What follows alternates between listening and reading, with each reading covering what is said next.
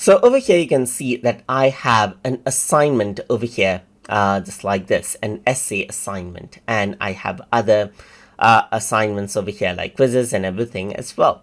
Now let me just go around over here on the essay one itself, and you can see that this is what you have.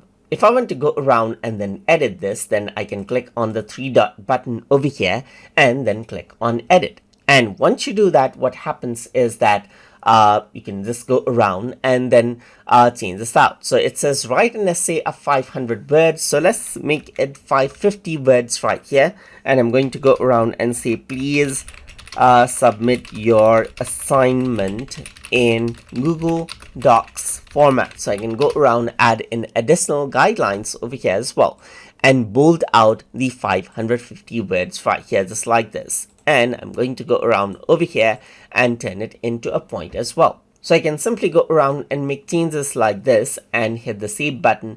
And what happens is that the posted assignment will be updated right here. And the students will be able to see that it is edited in a certain date.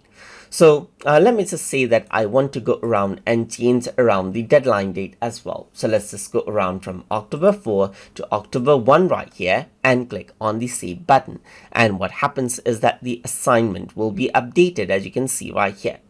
I can also go around over here and change around, let's say for example, different materials right here. So I can simply go around over here and edit this out and change around. Let's say for example, delete this, and I'm going to go around and say, let's say for example, library right here, just like this.